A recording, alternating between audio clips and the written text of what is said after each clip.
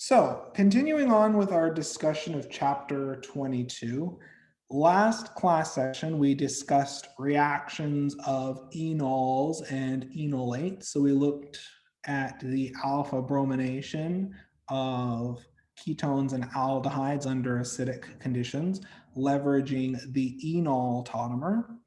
What we're going to talk about this class session are the methods to prepare enolates, which are anionic carbon-centered nucleophiles, and the relative acidity of different alpha positions, and how that informs how we can prepare enolates and what conditions we need to use to get selective reactivity and selective reaction of our desired enolate. So, in terms of enolate generation is based on the acidity of your alpha position. Carbonyl compounds can function as weak acids, and depending on the withdrawing groups adjacent to your alpha position, you'll either see a more or less acidic alpha position. So as we see, if we have a 1,3-diketone, a keto ester, or a diester, in each of these cases, we see that the presence of multiple withdrawing groups increases the acidity of the alpha position. What we also notice if we compare the aldehyde ketone to a typical ester is based on the withdrawing character of the groups attached to your carbonyl, you'll see that the stronger withdrawing groups lead to a more acidic alpha position. Does this discussion of alpha position pKa values make sense to everyone?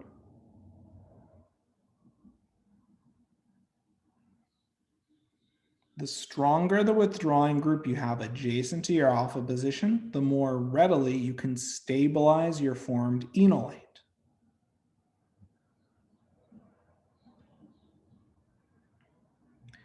Now, in terms of what bases we can use to generate our enolate, let's refer to a pKa table.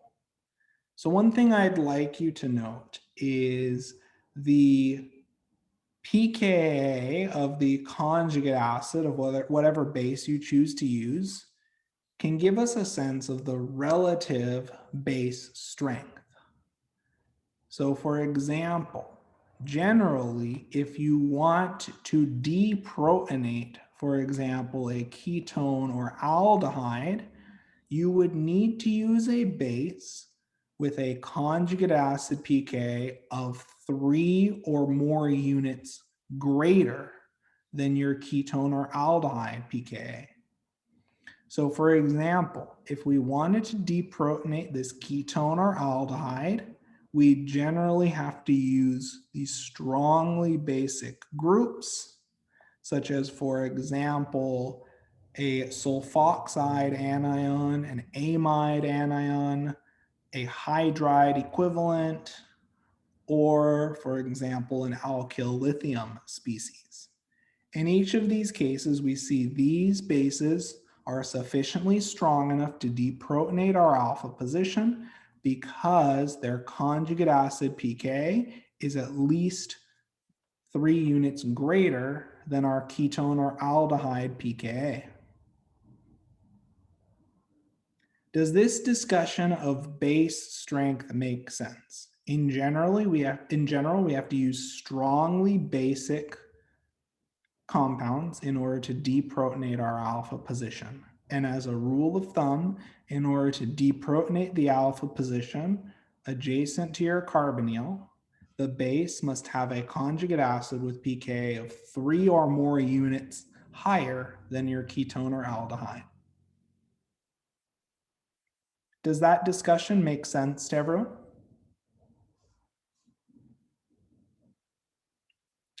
Now, when we look at malanates, which have a pKa of around 13, as we can see, malanates are substantially more acidic than a ketone or aldehyde, alpha proton.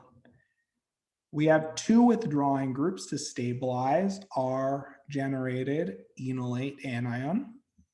And as a result, we can use even weak bases such as alkoxide ions. Because as we notice, if we compare the pKa of an alcohol to the pKa of a malonate alpha proton, we see that an alcohol is at least 4 pKa units more acidic. So we can use alkoxide ions to deprotonate malonates, but we need stronger bases to deprotonate the alpha position of a ketone, aldehyde, or ester. Does that discussion make sense? Does everyone see how our base choice is directly informed by the pKa of our alpha proton? The more acidic the alpha proton, the weaker the base is required to deprotonate that alpha position.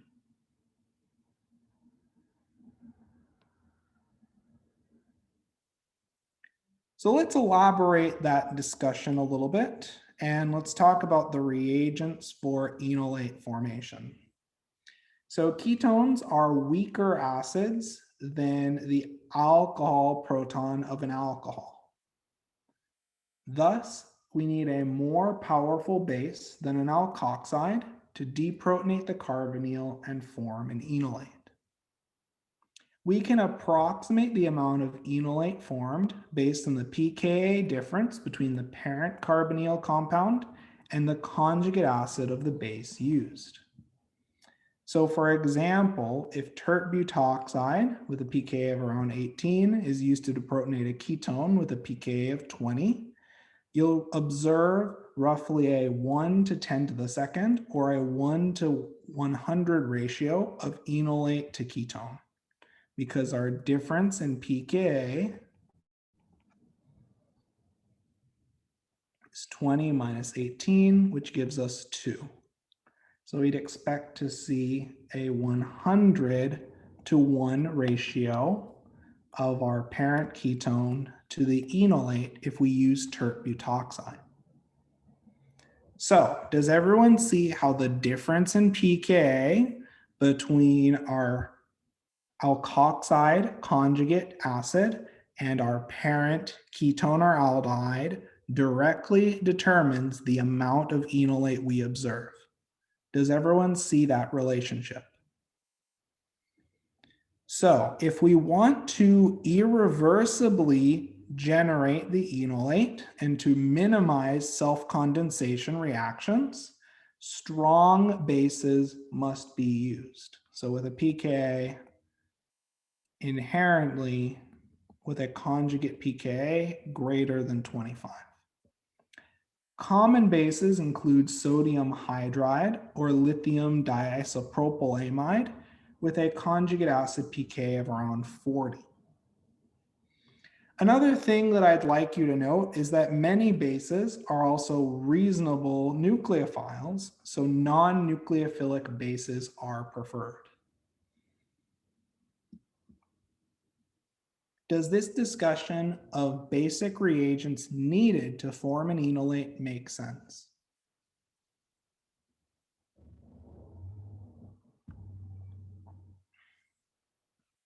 Perfect. So lithium diisopropylamide is a workhorse base for enolate generation. It's prepared from butyllithium and diisopropylamine.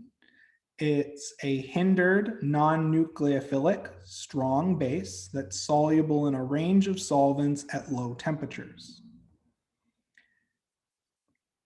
To draw out the mechanism for enolate generation with lithium diisopropylamide, so we have our acidic alpha position, and lithium diisopropylamide will pull off our proton and generate our corresponding enolate. This is just a textbook acid-base reaction. Does this mechanism make sense to everyone? And because diisopropylamine has the diisopropylamine has a pKa of 36, if we compare to the pKa of our parent ketone of around 20, we see that the pKa difference is large enough that this deprotonation is functionally product favored. We don't see much of an equilibrium at all in this case. Does this discussion make sense to everyone? Any questions I can address?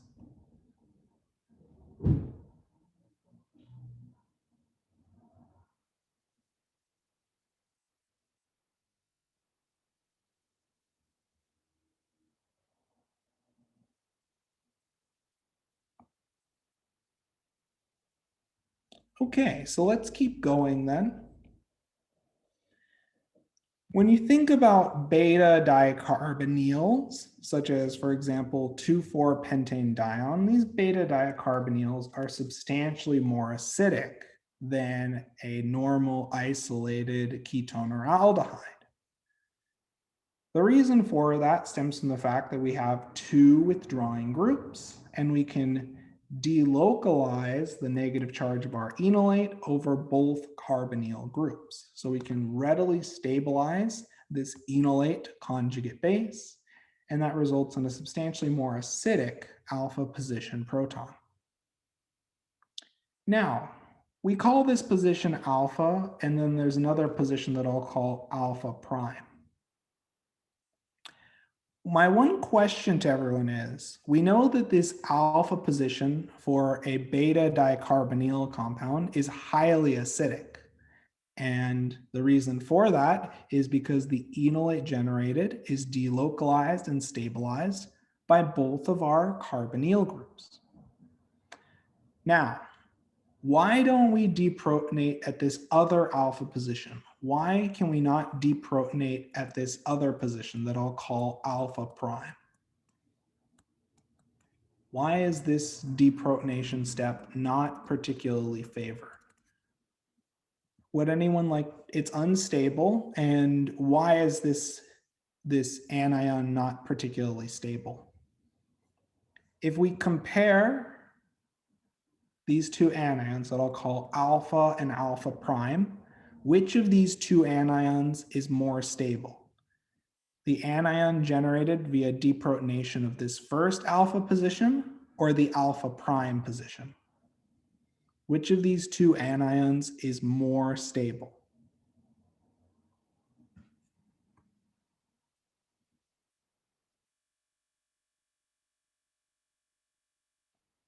So the anion generated via deprotonation of this middle alpha proton is substantially more stable because we can delocalize this anion over both of our carbonyl groups.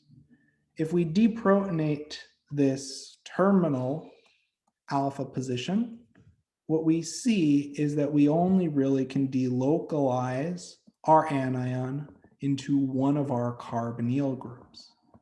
So as a result, this generated enolate anion is less stable and thus not observed. Does this discussion of beta dicarbonyl compounds make sense to everyone? Does this discussion make sense to everyone? Any questions I can follow up on?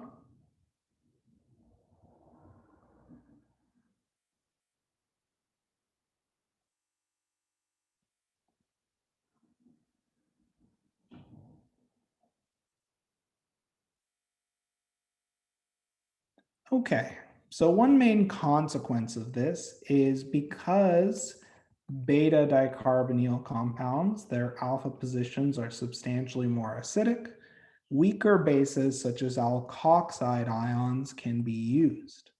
So for example, if you treat it with tert-butoxide, in this case, you can actually successfully deprotonate this alpha position and generate the enolate in relatively large amounts.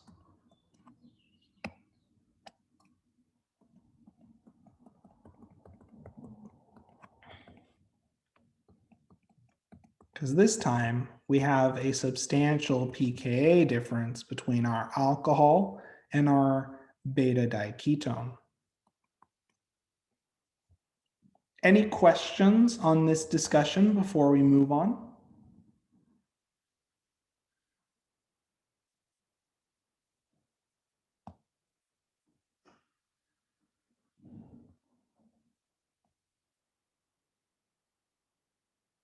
Okay. So when we think about the reaction of enolates, enolates can react at either the oxygen or carbon.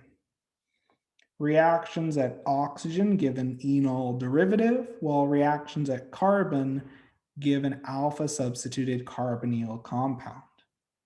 As we talked about previously, most electrophiles that we'll see will generally react at carbon.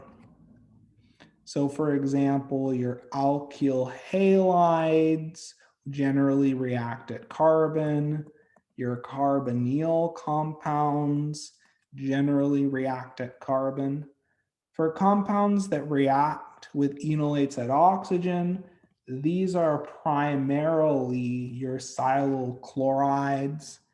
We'll talk about a few other compounds and few other electrophiles that react at oxygen, but overwhelmingly, most electrophiles that you'll see in this class prefer to preferentially react at carbon.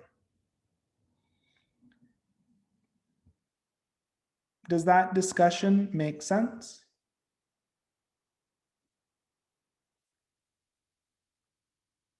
Any questions before we move to the next major idea? Okay, so when we think about enolate ion reactivity, the enolate ion is a strong nucleophile that can react with a range of electrophiles. So for example, we can halogenate enolates with electrophilic sources of bromine, chlorine, or iodine. We can either use bromine or we can use N-bromosuccinimide. Both are sufficiently reactive. So in the first step for this mechanism, we deprotonate our alpha position, and that generates our enolate. From here, the enolate can react with common electrophiles such as bromine to generate the corresponding alpha bromo ketone.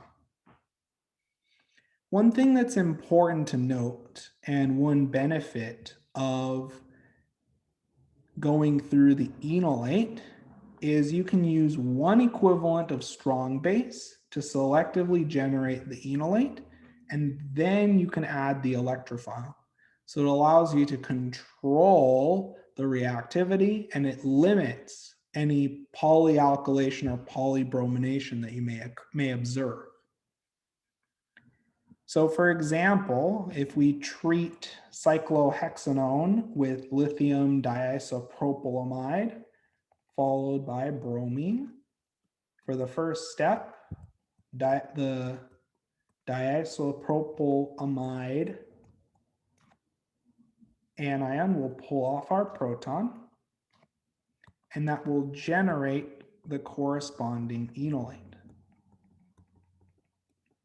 From here, we can react this enolate with whatever electrophile we choose. So if we add bromine, we'll brominate our alpha position, and that will cleanly give our alpha bromo ketone product.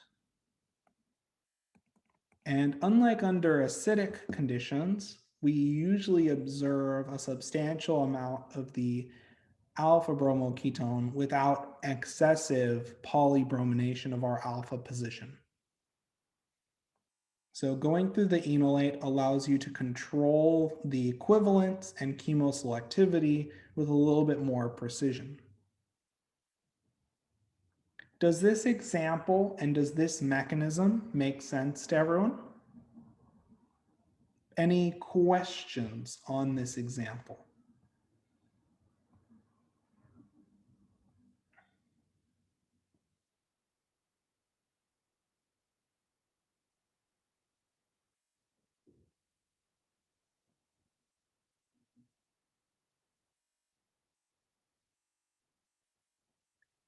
Okay, so let's keep going then. And let's talk about a unique reaction and a unique method to prepare carboxylic acids from the corresponding ketone. So this is an example where you have a base-promoted halogenation of aldehydes and ketones with an excess and a large excess of base and halogen. And we call this reaction the Haliform reaction. So base-promoted halogenation of aldehydes and ketones can sometimes be a little difficult to control. The electron withdrawing halogen increases the acidity of your alpha position. So for example, if we compared your typical carbonyl alpha proton, we'd see a pKa of around 20. This alpha brominated ketone may have a pKa of around 18. So this alpha position is more acidic. In turn, that means if you have an excess of base floating around, your monohalogenated products can be converted into enolates that undergo further halogenation.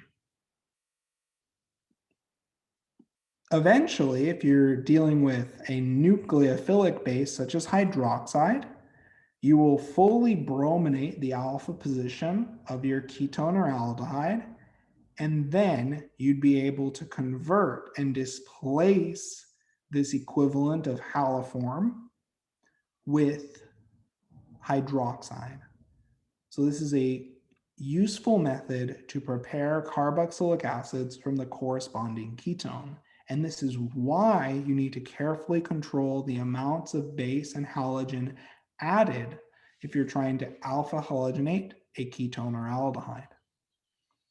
So the haliform reaction fully brominates the alpha position. Hydroxide then attacks the carbonyl carbon. And in this case, rather than losing hydroxide, we can lose an equivalent of haliform.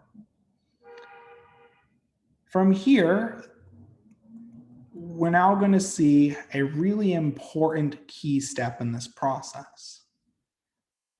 This equivalent of haliform anion is basic, and it can deprotonate your generated carboxylic acid. This drives this equilibrium towards the products, and it prevents reverse reaction of our haliform ion with our carboxylic acid. So once we kick out our equivalent of haliform, that equivalent of haliform anion is protonated and rendered functionally non-nucleophilic. So the haliform reaction is a useful method and can be thought of almost like a counterpart to the Baeyer-Villiger oxidation to prepare carboxylate derivatives from ketones and aldehydes. So with this general overview in mind, what we're going to do next is we're going to draw out the general mechanism for the haliform reaction. So suppose we have a generic methyl ketone. In the first step, we have an excess of sodium hydroxide, so we can deprotonate our alpha position in order to generate the corresponding enolate. I drew this step with equilibrium arrows because hydroxide is not a very strong base, at least not compared to the enolate. So we only generate this enolate in relatively small amounts.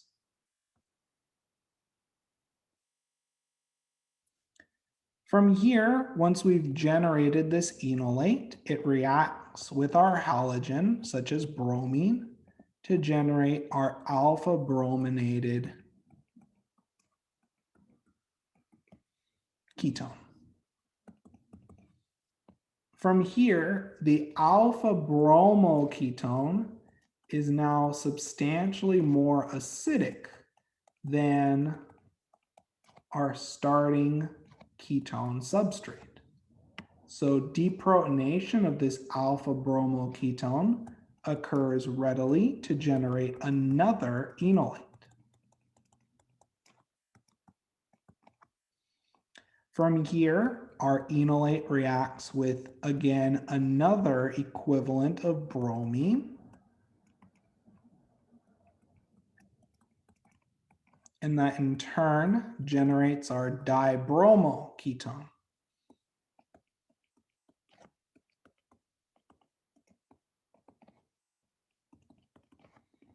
From here, the alpha position can be deprotonated yet again to make another enolate.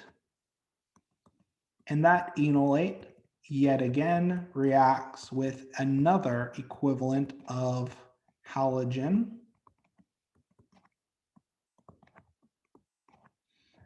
So now we've fully brominated our alpha position. We've fully brominated the alpha position. And now, because of all these withdrawing groups, we now have a highly activated carbonyl carbon, which can be attacked with nucleophiles such as hydroxide.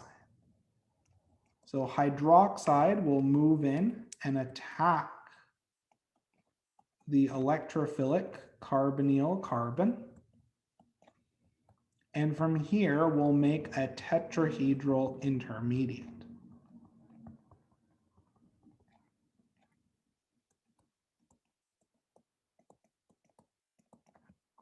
From here, we'll kick out, rather than kicking out hydroxide, the haliform anion is a highly stabilized anion. We have 3 electron withdrawing groups adjacent to this anion. So this is actually a reasonable leaving group. Further, although kicking out this leaving group can be an equilibrium process, the moment we have this haliform anion floating around in solution, it'll immediately be protonated by our carboxylic acid, giving us our carboxylate ion and an equivalent, in this case, of bromoform. During our workup with acid or water, let's pretend we're working up with H3O+. We protonate our carboxylic acid to give us a neutral isolable product.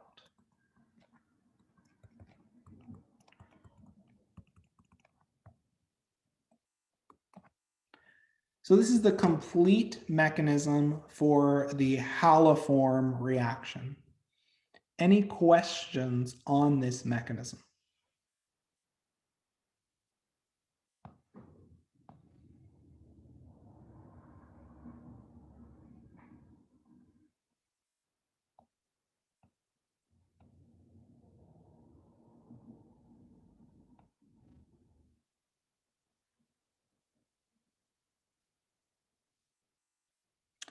If we don't have any other questions, then let's try to apply what we've learned to the following example.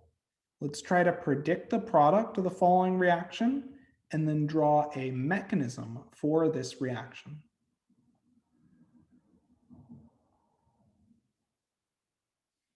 So let's work through this example over the next 5 to 7 minutes, and then I'd like students to share their proposed responses in the chat, verbally, or annotated directly onto the class whiteboard.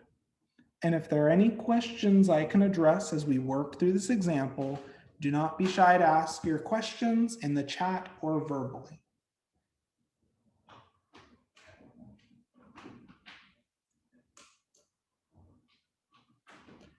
So with that, I'd like students to begin to start to share their thoughts on this mechanism. And if anyone would like to volunteer to draw out their predicted product for this reaction and the mechanism for this reaction, I'd be happy to provide input and feedback.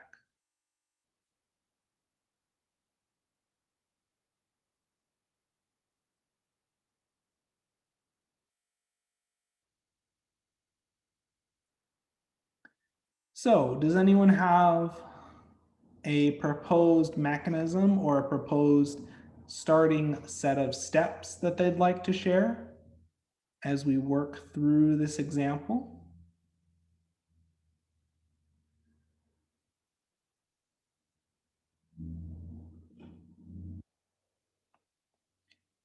Is there a question that I can address to help advance our discussion? So we have a base, we have a ketone, which has acidic alpha protons. So we have the student drawing out the first step, which is deprotonation of the alpha position to form our enolate.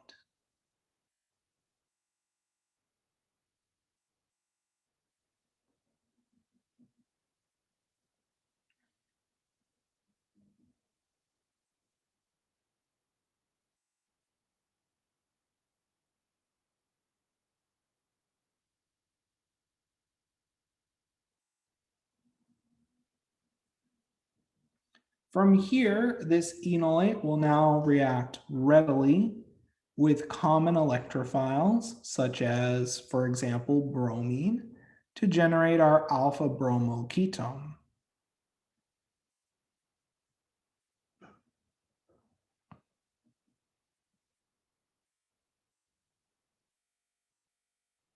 However, this reaction doesn't just stop at monobromination.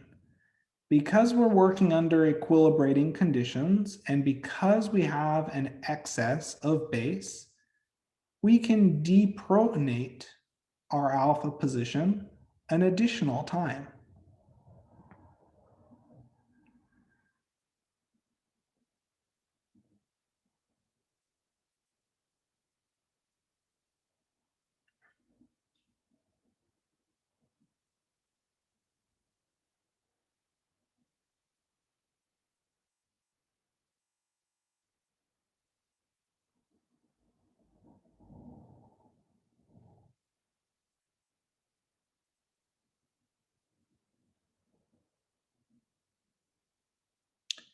So after a second deprotonation step, we now have another enolate,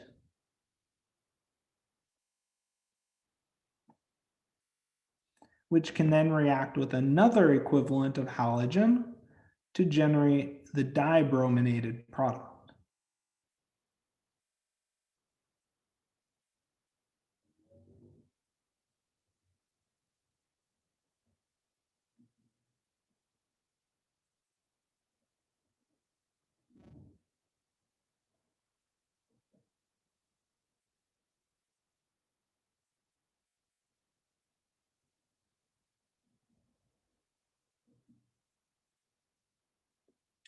From here, this dibrominated product, the alpha position is highly acidic and can be deprotonated even further to yield another enolate.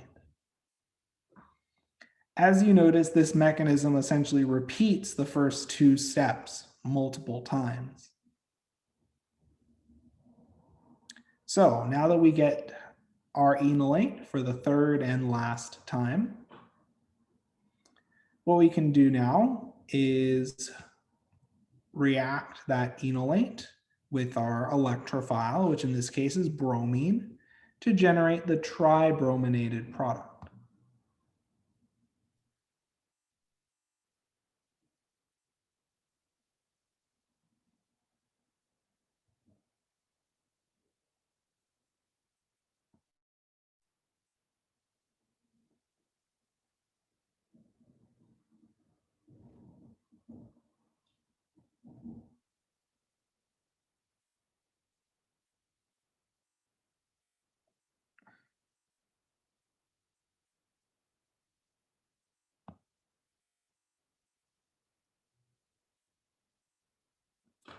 Okay, So now that we have this alpha brominated ketone, to free up some space for the next few steps, I'm going to clear these annotations, and then what I'll do is I'll provide some additional space in the class whiteboard. But let's recap these first few steps just to make sure we're comfortable with the start for this mechanism. So this first set of steps are a series of reactions of an enolate with an electrophile, in this case, bromine. So as we're under basic conditions, we're going to deprotonate our alpha position and generate an enolate. From here, this enolate can react with electrophiles such as bromine and generate an alpha bromo ketone. From here, your alpha bromo ketone is even more acidic than the parent ketone, and it can be deprotonated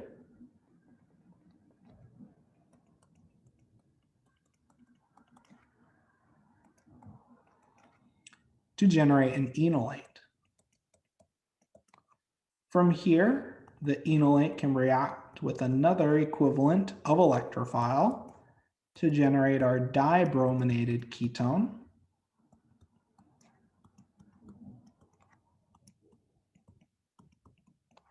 Which in turn can be deprotonated one more time to generate yet another enolate.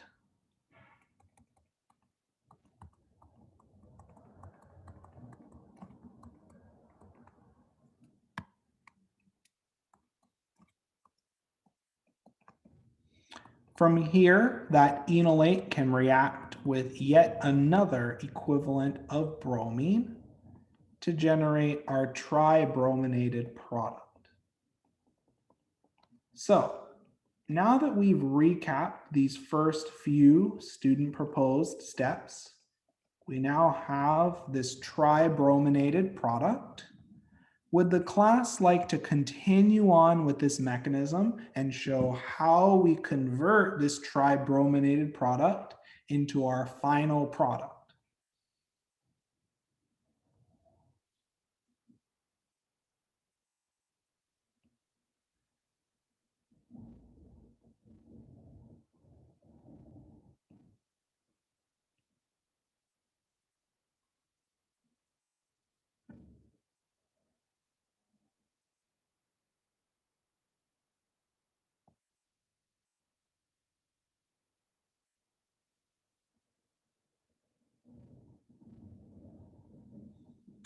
So from here, these electron withdrawing groups have activated our carbonyl carbon for reaction with many nucleophiles.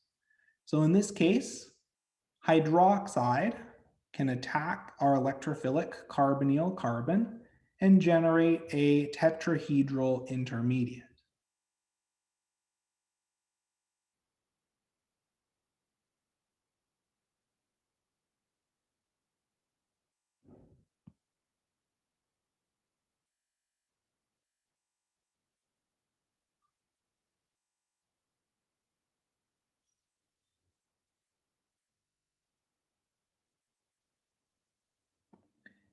The tetrahedral intermediate is then going to collapse, and that in turn kicks out an equivalent of haliform to generate our carboxylic acid.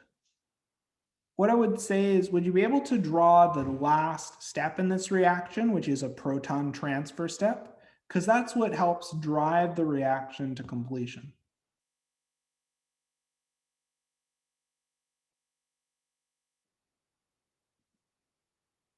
Would you be able to show the deprotonation step where your haliform anion pulls off a proton?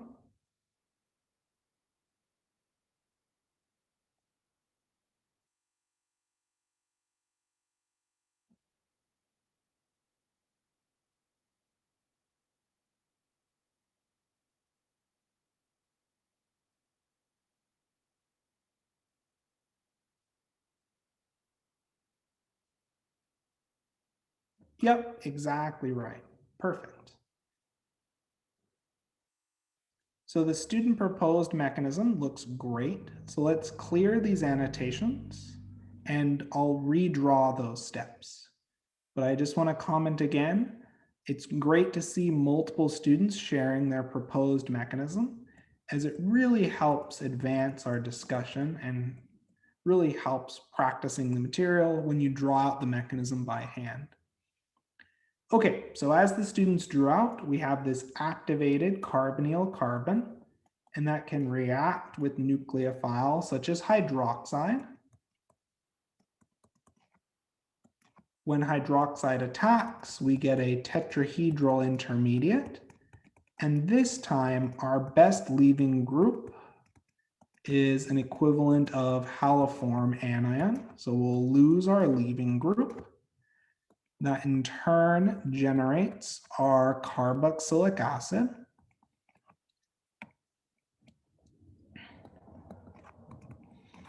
And the key last step is that our haliform anion pulls off a proton, and that in turn gives us an equivalent, in this case, of bromoform and our desired carboxylic acid. Of course, during the quench, if we quench with, for example, H3O+, that converts this carboxylate ion into the desired carboxylic acid.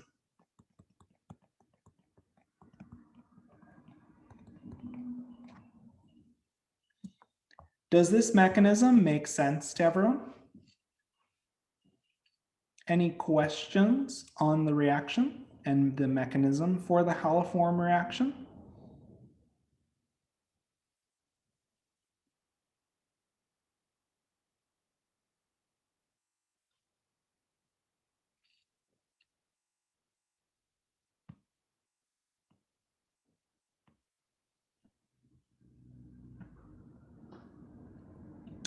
Well, you have to quench because you typically can't isolate the carboxylate salt. It's typically easier to isolate it as the neutral carboxylic acid. Otherwise, you just have carboxylate anion, which is typically soluble in your solvent, and quenching it and then extracting out the carboxylic acid allows you to isolate the product as a solid or oil rather than as a salt. Perfect. Wonderful. So let's keep going then.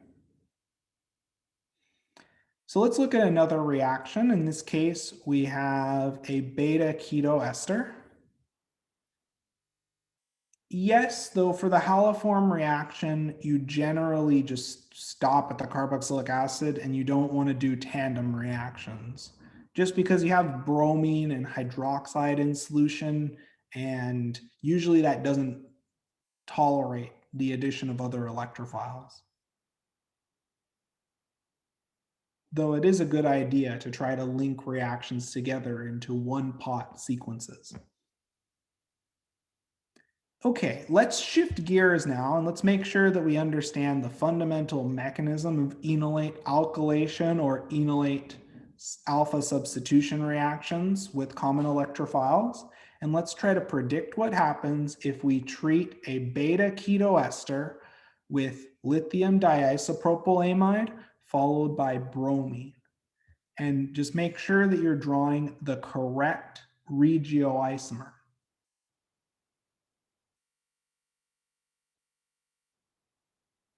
So let's work through this example over the next 3 to 4 minutes, and I'd like students to share their proposed responses in the chat, verbally, or annotated onto the class whiteboard. And if there are any questions I can address, don't be shy to ask your questions in the chat or verbally.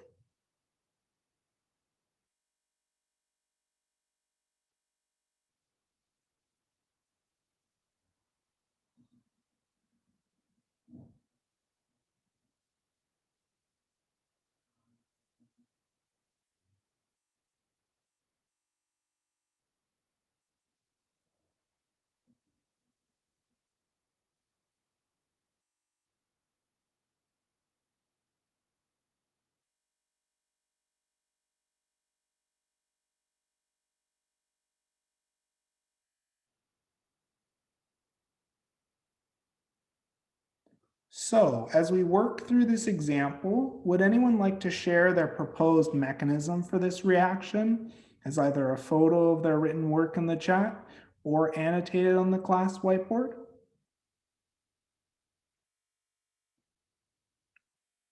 Would anyone like to explain the first step in this reaction? So we have this beta keto ester, we have acidic alpha protons, and we're treating this compound with LDA and then an electrophile such as bromine.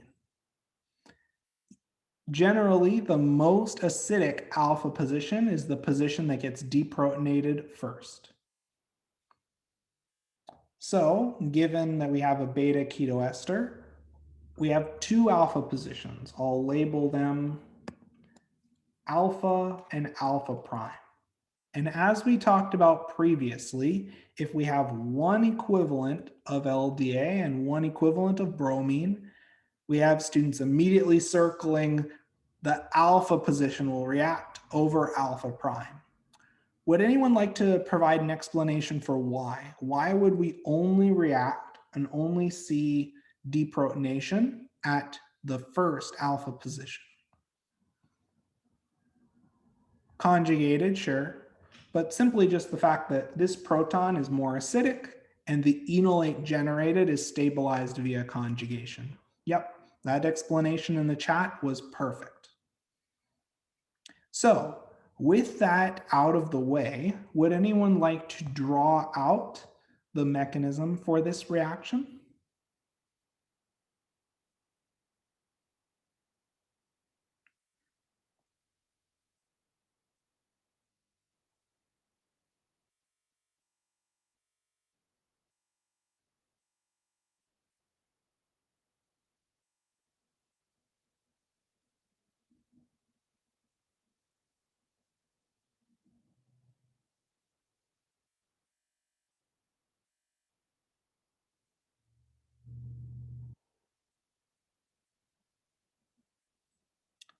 So we have the first step drawn out where the alpha position is deprotonated by lithium diisopropylamide. That in turn generates our corresponding enolate. This enolate can react with electrophiles such as bromine to yield the alpha brominated product.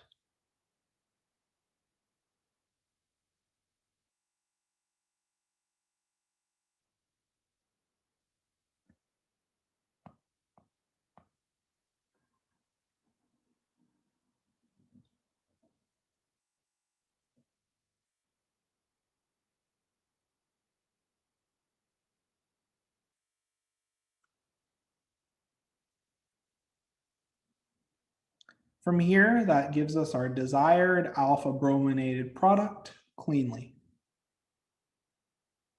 Yeah, perfect. And because we use one equivalent of LDA and one equivalent of bromine, we only observe the monobrominated product.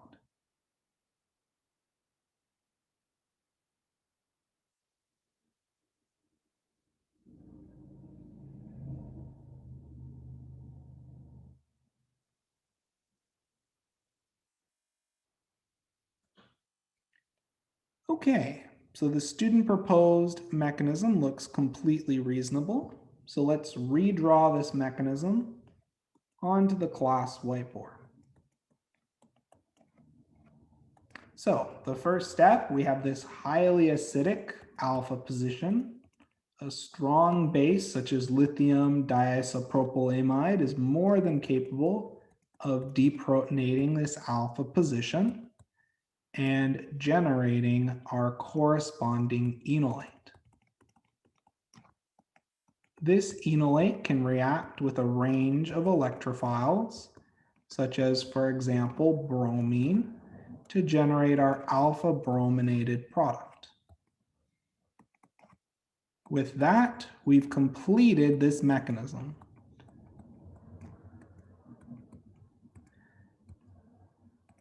I would note that the bromination of enolates is quite synthetically useful. while the haliform reaction is usually pretty hard to control. It's very rare that you see people intentionally running a haliform reaction.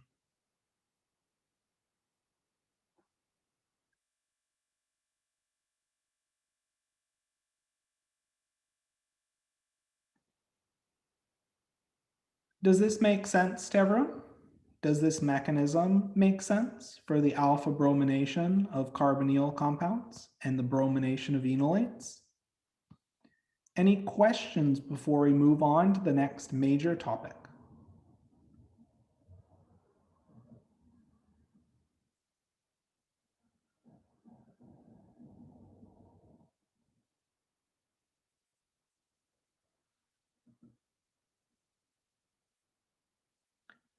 Okay, so then let's keep going.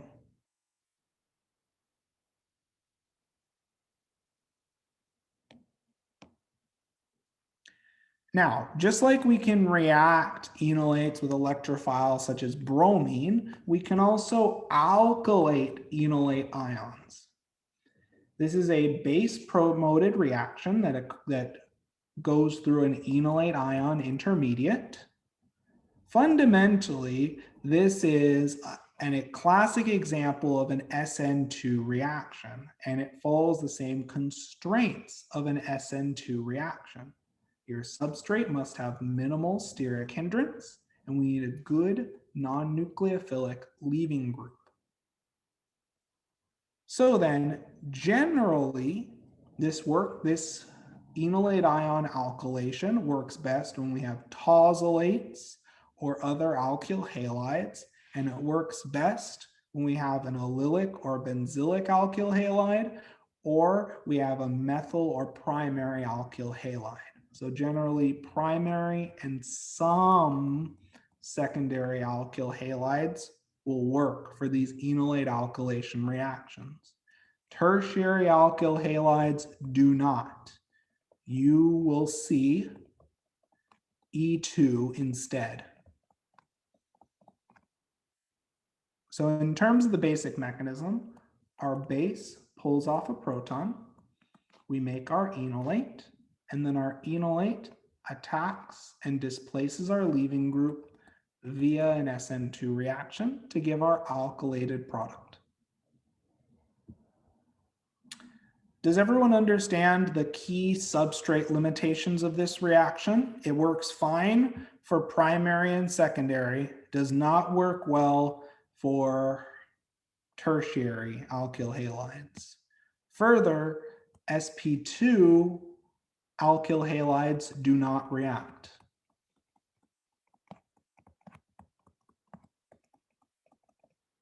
Right? You can't see an Sn2 reaction on an sp or sp2 center. Does this make sense to everyone? Does this mechanism and the substrate limitations of this mechanism make sense?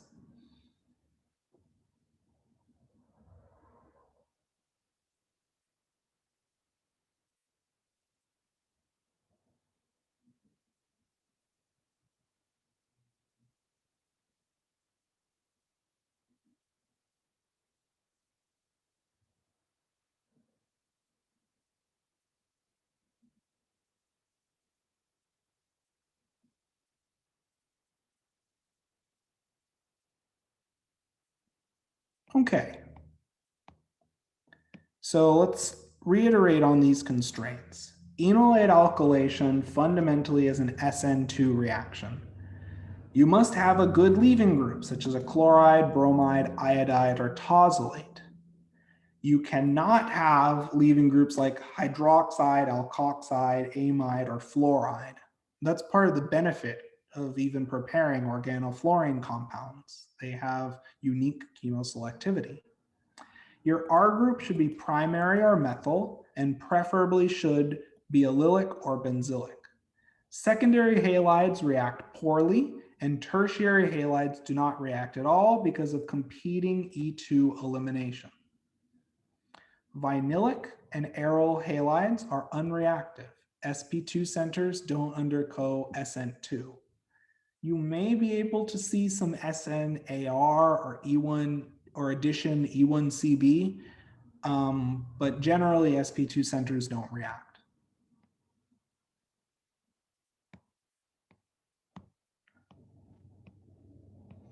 So with that in mind, let's try to practice what we've learned from this mechanism. And given the following reaction, let's try to predict the product of this reaction and draw a mechanism for this reaction. So we're treating cyclopentanone with lithium diisopropylamide followed by chloropropane.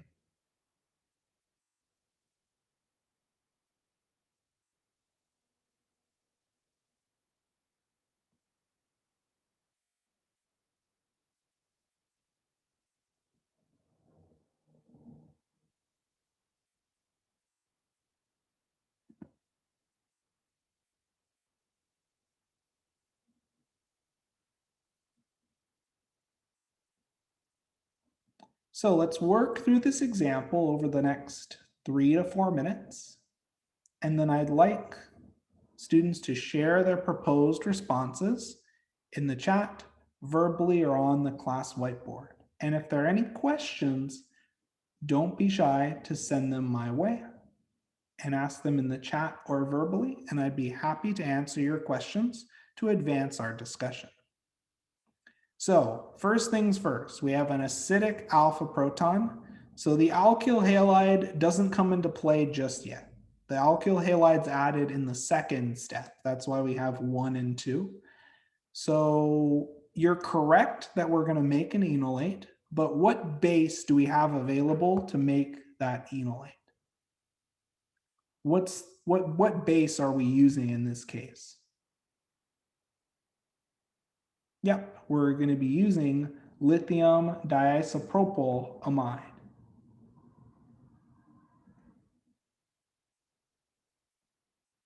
So our basic lithium diisopropylamide is going to pull off our acidic alpha proton.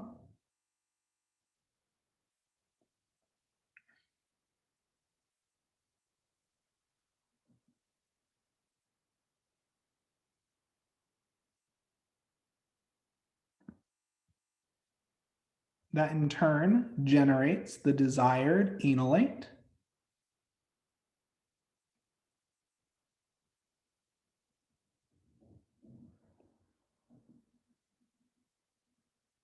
From here, when you pull off the proton, the enolate is formed because when you pull off this proton, you're forming a carbon-carbon double bond. Yep. Okay.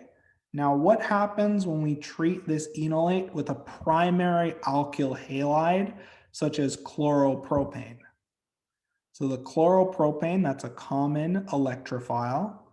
So your enolate will react with electrophiles, and in most cases, we see reaction at carbon. This is a textbook Sn2 displacement. So how do we draw the arrows for that? So we have our nucleophilic enolate. Where is the electrophilic site in chloropropane? So the arrows as drawn, the chlorine atom is not very nucleophilic. So I'd erase that arrow from chlorine. So looking at chloropropane, would anyone in the class like to chime in and comment, where is our electrophilic site in chloropropane? What is our electrophilic carbon? The carbon attached to the chlorine, right? So then in Sn2 displacement, we attack our electrophilic carbon and displace our leaving group. Would anyone like to try to draw that Sn2 displacement step? We have our nucleophilic enolate prepared. Would anyone like to try and draw that Sn2? So we're going to attack the electrophilic site. So we have established the carbon attached to chlorine is our electrophilic site. So then how do we draw that arrow? And I would note anyone can chime in and write on the class whiteboard or describe this key step. Yep, exactly right. Our enolate will attack from our nucleophilic enolate carbon to the electrophilic propyl chloride carbon and will displace our leaving group in a concerted Sn2 reaction. That in turn gives us our alpha alkylated product.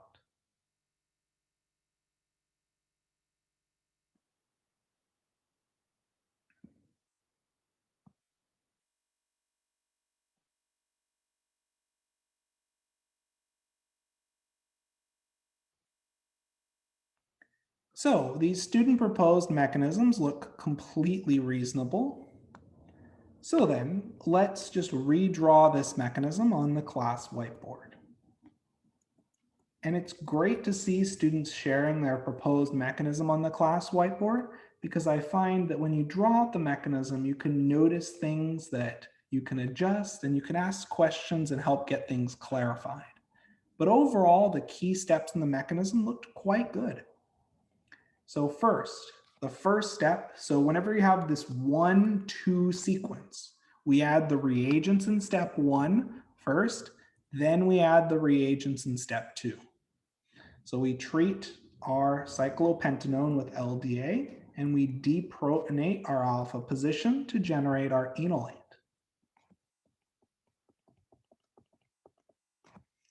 From here,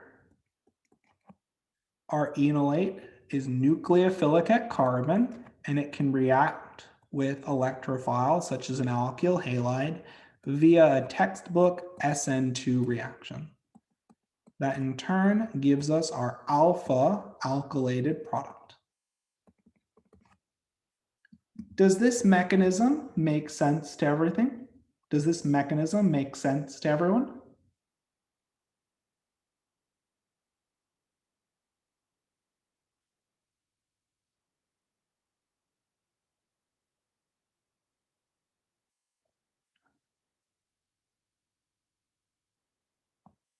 Any questions on this reaction or mechanism before we move on to the next problem?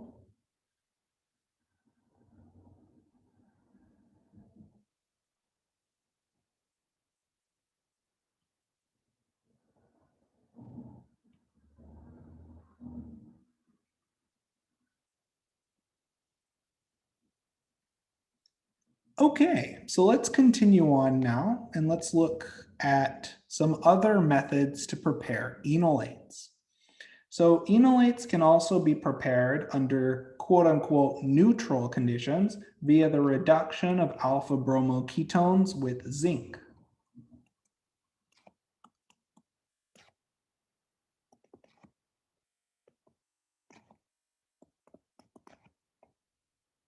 This is a 2-electron transfer process where we've donated electrons to bromine, we've broken our carbon-bromine bond, and that forms our enolate. This is a useful method to prepare enolates regioselectively.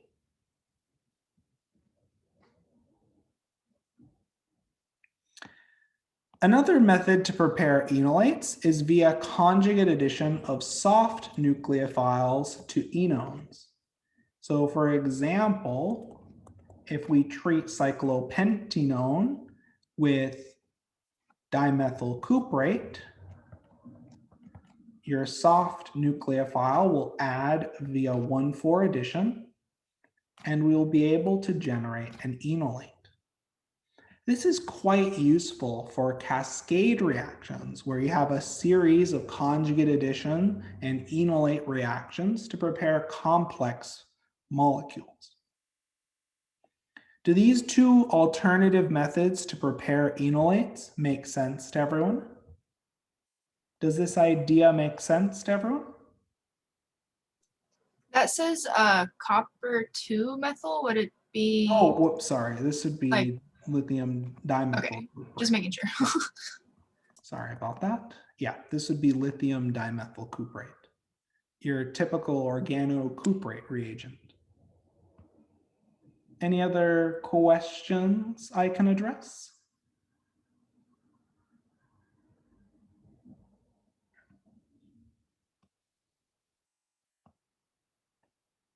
Okay. So let's talk a little bit about Silo-Enol Ethers. So enolates can be tracked with trimethyl silochloride and other silochloride electrophiles to give silo ethers. This is the exact same mechanism for silo ether formation that we've seen for alcohols. So our enolate attacks your silochloride at the electrophilic silicon atom, and we displace our chloride leaving group. This gives us a Silo-Enol ether, which can be thought of as an enolate equivalent. We're not going to talk a lot about this in this course, but I'd like you to know that depending on the method you use to prepare your enolate, and whether you use a traditional enolate or a Silo-Enol ether, you can tune the reaction conditions to control the selectivity and stereochemical outcome for these enolate alkylation and carbonyl condensation reactions. The reason why we're talking about Silo-Enol ethers in this course is because they can serve as a way to protect enolates, and these can also serve as enol equivalents. So the Silo-Enol ether reacts very similarly to a typical enol, and thus can be reacted with a range of electrophiles. Additionally, we can take these Silo-Enol ethers and we can use them for a quite unique variation of enolate alkylation. Silo ethers are quite useful because they can be used in Lewis acid catalyzed reactions. Titanium tetrachloride, aluminum trichloride, and boron trifluoride are strong Lewis acids that activate Silo ethers and halogens.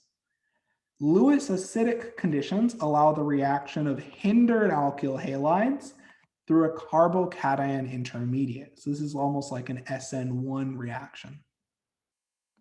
So for those who are wondering, how do I install these hindered alkyl groups? How do I install these highly substituted carbon substituents? Lewis acidic conditions are a wonderful method to do that, with a caveat that you have to avoid carbocation rearrangements, and you'll always see a little bit of elimination. So you generally want to use an excess of halide. So in terms of the mechanism for this reaction, so Lewis acids coordinate the oxygen lone pair. Additionally, they coordinate the halogen on your alkyl halide and help promote loss of your halogen. From here, we now have our Silo-Enol ether. And we have this highly activated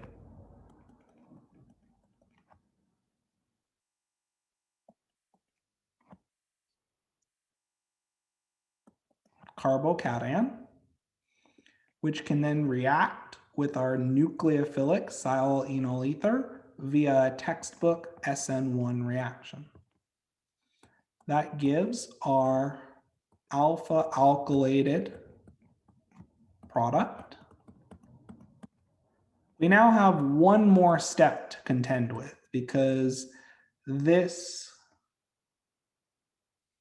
ketone is not particularly stable. So in our last step, we're going to have to get rid of the Silo-Enol ether, and that's done via displacement with an equivalent of chloride. So chloride attacks our Silo-Enol ether silicon atom. We displace our leaving group, which is our desired alkylated ketone, and we get the alpha alkylated product out cleanly. These Lewis acidic conditions can also be applied to carbonyl condensation reactions and aldol reactions that we'll see later on in chapter 23. For now, I'd just like you to know the reason why we prepare Silo-Enol ethers is to get protected enol equivalents and because these Silo-Enol Ethers can be leveraged under Lewis acidic conditions to alkylate enolate equivalents with hindered tertiary substrates. Does everyone understand the mechanism for this reaction? And does everyone see the utility of this reaction?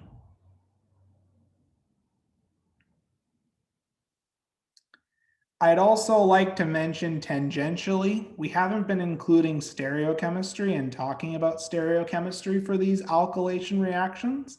That's slightly beyond the scope of sophomore organic. However, I would say that depending on whether you're using a Silo-Enol ether, whether you're using Lewis acid catalyzed conditions, and the exact reaction conditions you use have a tremendous impact on the stereochemical outcome of these reactions. So having all of these methods that initially seem almost interconvertible at first glance, these methods each have their own purpose that you'll see in further graduate study and upper division organic courses.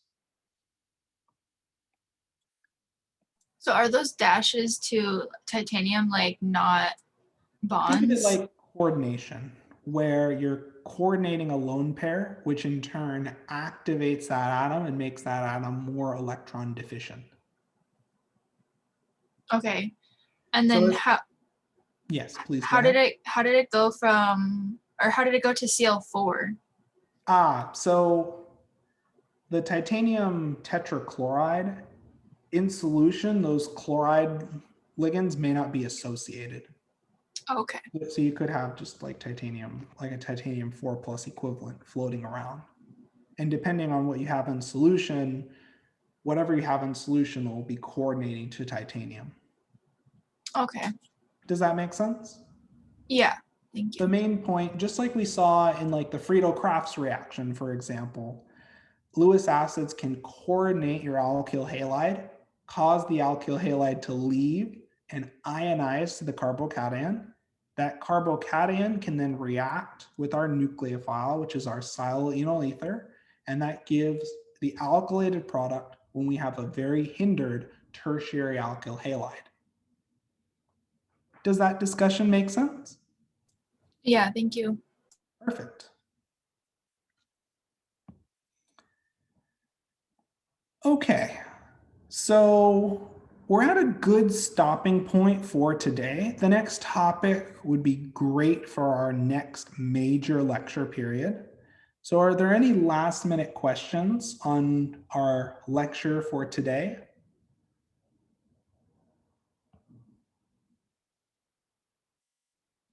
So if we don't have any questions, what we'll do is we'll archive this recording.